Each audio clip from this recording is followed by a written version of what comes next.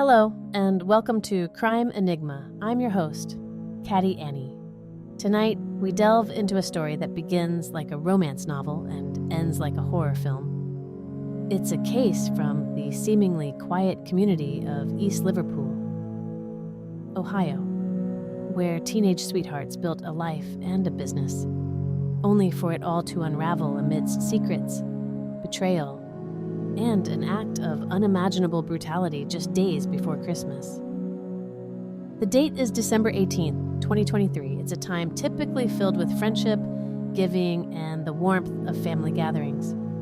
But for Christopher and Tiffany Morrison of East Liverpool, Ohio, this Christmas season would become the backdrop for a nightmare.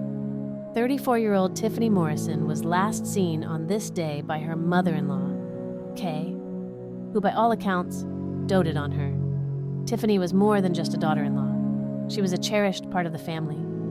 Yet her marriage, once a dream, and her relationship with her husband, Christopher, were crumbling, spiraling towards devastating consequences that no one in their close-knit circle could have fully anticipated. The idyllic facade of their life together was about to be shattered, revealing a dark and horrifying reality. East Liverpool, Ohio, is a small city, predominantly suburban in character. Historically, it was famed as the pottery capital of the world due to its significant ceramics industry, a heritage that shaped its identity.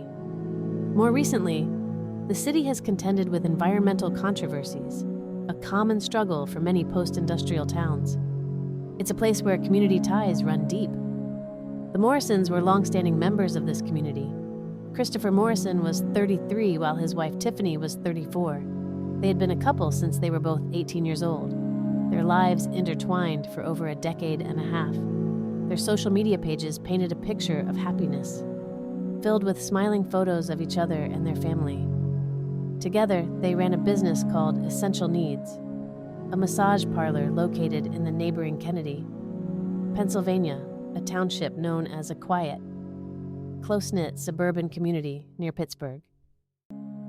Both Christopher and Tiffany were licensed massage therapists, having trained together, and they had once envisioned their entire futures side by side, building both a family and a professional life. They shared 3 children, aged 14, 13, and 10. Their marriage was formalized on March 21st, 2013, when Tiffany was pregnant with their youngest child, their son Landon. Tiffany's own parents were separated, and with her mother living in Mississippi, she had become particularly close to Christopher's family, especially his mother, Kay. 2 years earlier, in 2021 perhaps, feeling the financial pressures that often accompany running a small business while raising a young family, Tiffany and Christopher had made the decision to move in with Christopher's parents. This arrangement was intended to provide mutual support. Christopher's parents helped with childcare and aimed to ease the daily stresses of their children being both parents and entrepreneurs. However, a year later, in 2022, Christopher's father passed away.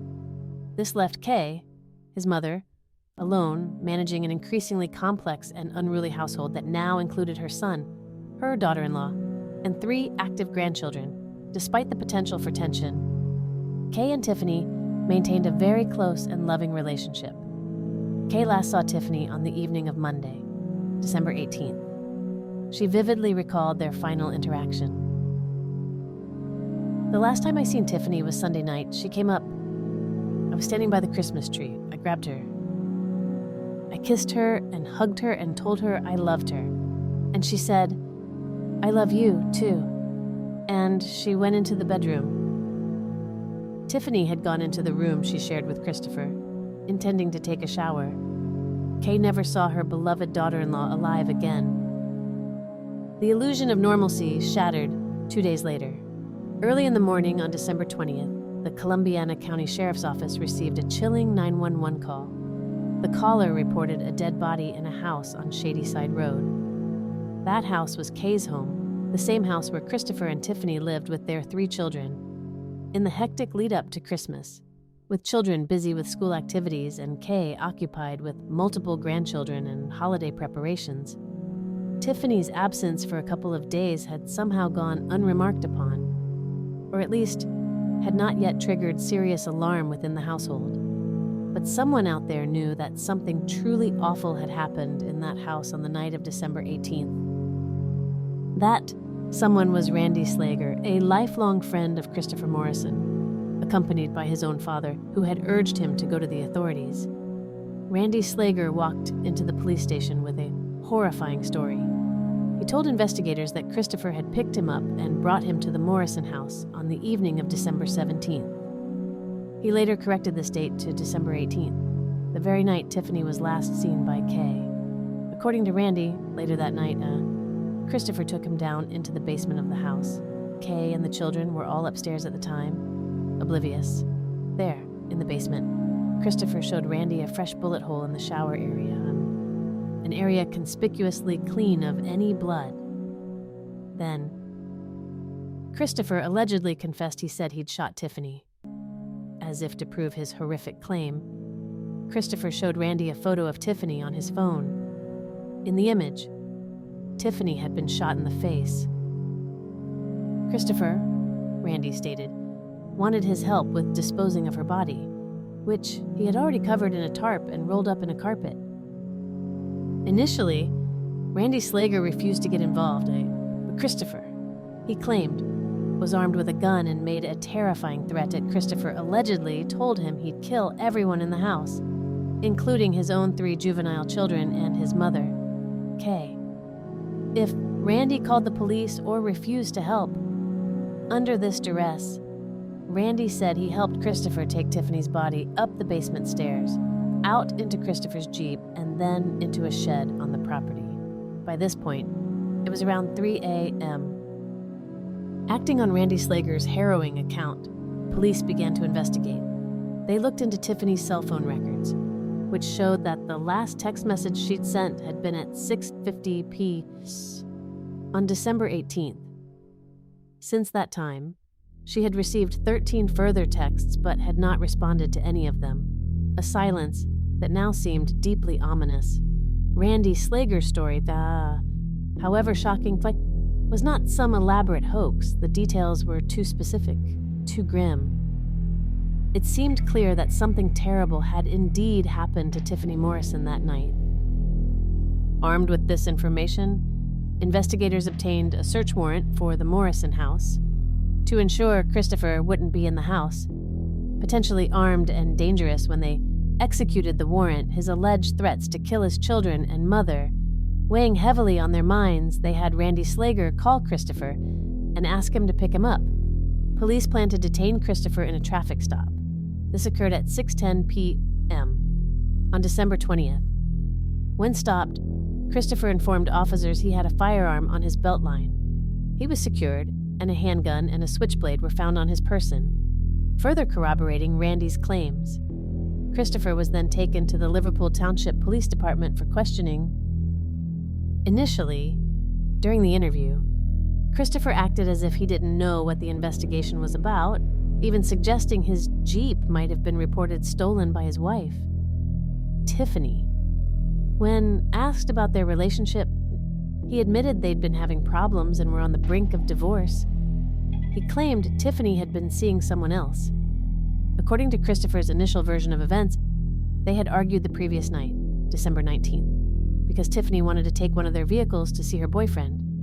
Christopher, by his own admission, was jealous and refused.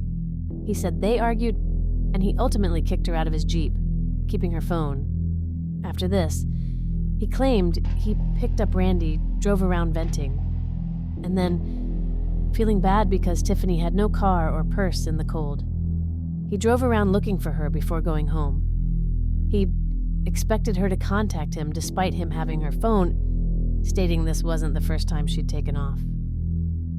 He also spoke of Tiffany wanting more financial independence and looking for her own house, which he suspected was connected to her seeing someone else. He recounted a previous instance where Tiffany had left, and he had driven the children, encouraging them to express their anger towards their mother. He admitted to arguments over household responsibilities and financial pressures, painting a picture of a marriage under severe strain. The critical turning point, Christopher revealed, came on December 16th when a man named Jake Hill messaged him on Facebook, sending explicit images of himself and Tiffany together. Jake Hill, it turned out, was the man Tiffany had been seeing. Christopher confronted Jake over the phone and text, with Jake taunting him to go get a job and support your family clown. Christopher, furious, then confronted Tiffany. He described a screaming match, yet also claimed he told her he forgave her and wanted to work on the marriage, suggesting counseling. He alleged they reconciled enough to spend that night together, and he even started looking for new job opportunities. However, by December 19th, according to Christopher, he confronted her again, convinced she was still texting Jake. He described pleading with her not to leave, then an argument where she was wailing on me in the basement.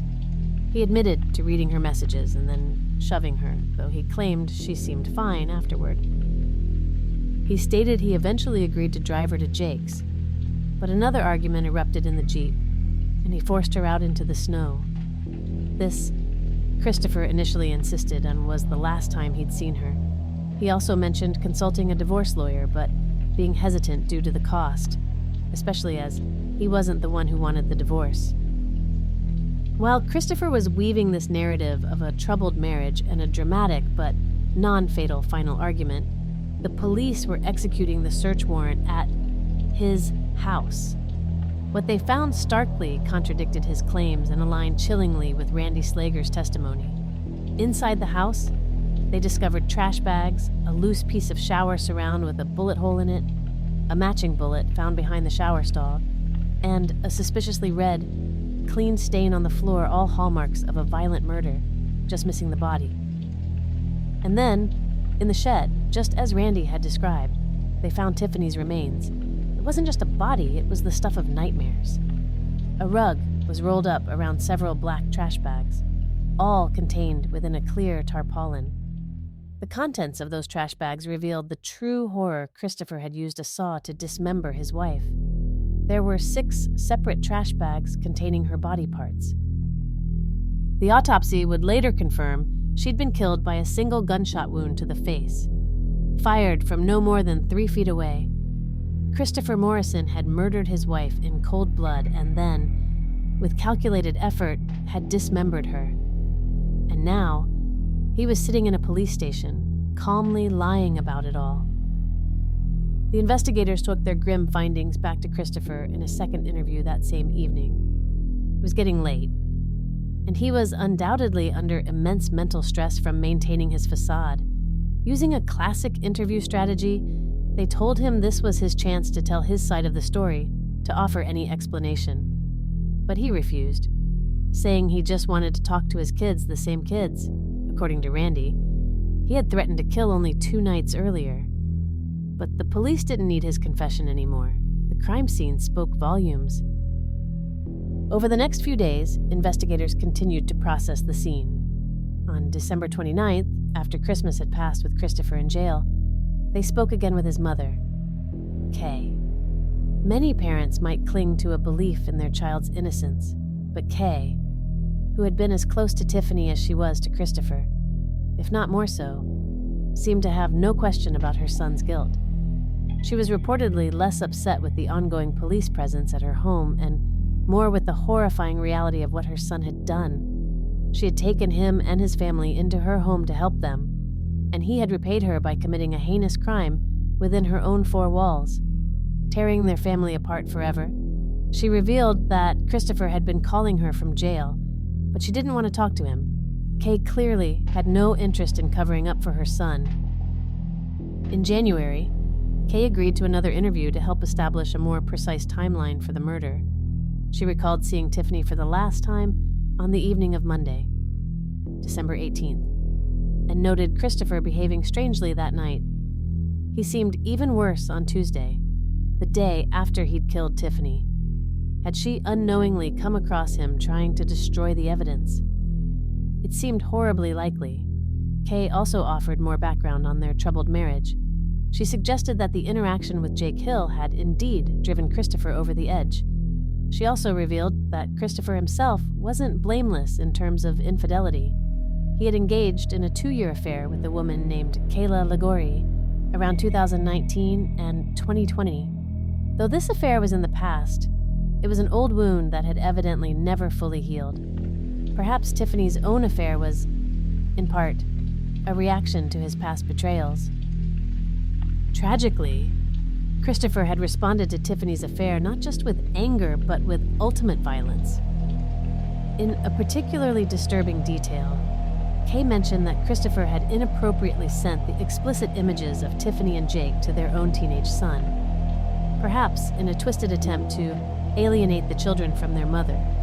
Kay also revealed a darker side to Christopher's past. When he was 14, he and his friends had tied up a dog and shot it. Around the same time, he had stabbed another kid in the arm. His issues with anger and violence had led to him being sent to a treatment center, but apparently, those interventions had not been enough. Tiffany, who had been with him since they were both 18, could never have truly known how violently her attempts to find happiness outside her marriage would end. To understand the relationship dynamics more fully, investigators also spoke to Jake Hill, Tiffany's boyfriend. He had met Tiffany in the summer of 2023 when she took a second job at a factory in Pennsylvania where he worked. They hit it off immediately. But Tiffany was hesitant about a relationship, expressing fear of how Christopher might react. She told Jake that Christopher was nuts and not right in the head.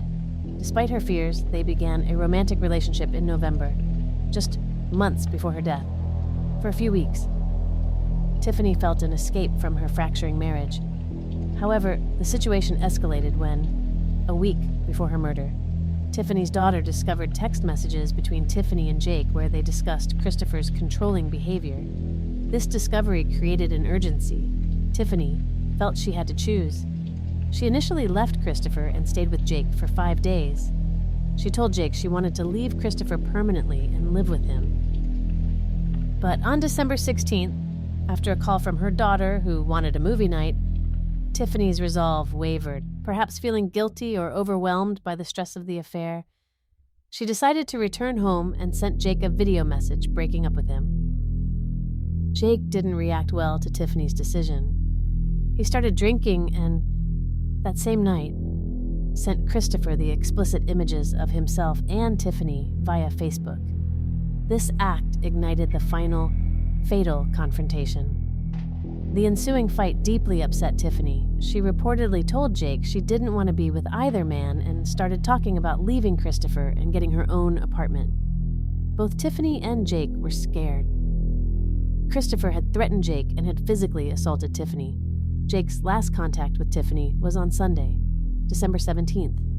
They argued again over text, and then she went silent. He would never hear from her again.